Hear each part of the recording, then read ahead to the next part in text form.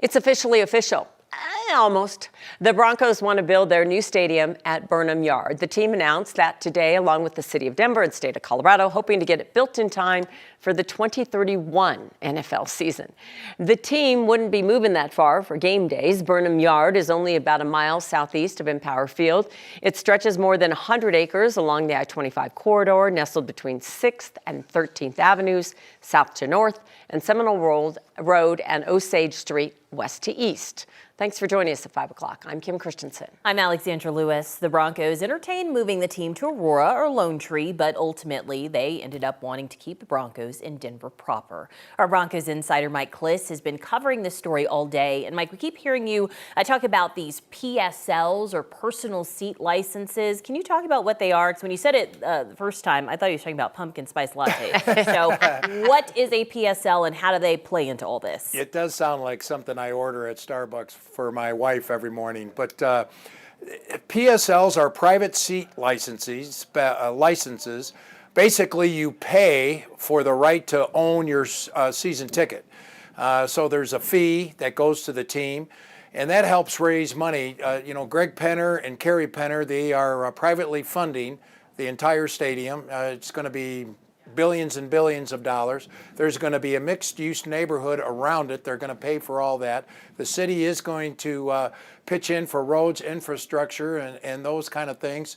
But you still need, in order to do good business, PSLs are part of it. And we talked to Damani Leach about whether or not the team will have PSLs. We're not certain yet. We haven't made any decisions on PSLs and whether or not we will have them or what shape it will take. We know that's an open question. It's a question we asked our fans about it when we did survey in 2023. And so we also know that I think every stadium in the last decade plus that's built a stadium has used PSLs, but we haven't made any decisions on that. Of kicking the can right there, but trust me, there's going to be PSLs, and basically one of the ideas behind it, it's kind of a user's tax. The people in the stadium, people who don't go to the games aren't going to pay anything for the Broncos stadium. The people who use the seats, sit in the seats, they're just going to have to pay a little bit more. It's going to be a different era in Broncos football for Broncos country, that's for sure.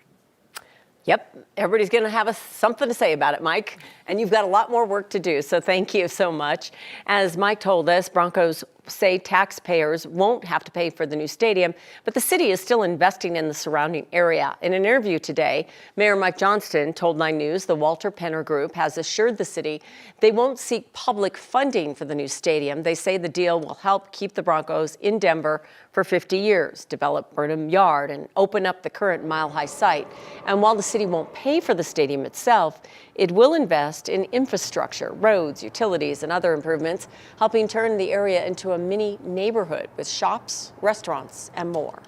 This, to all of us, felt like the perfect opportunity, but sometimes the perfect thing is not the easy thing, and so there was just a lot of complexity. We had to move rail yards and rail lines out of there with the UP Railroad, and so there was a lot of complexity to this site, but we thought it was worth the hard work. Voters this fall will see a bond measure that includes fixing 6th Avenue and 8th Avenue viaduct, projects that the city had planned long before the Broncos' new owners arrived. As for the current mile-high site, the mayor says neighbors will have a say with affordable housing as a possible future vision.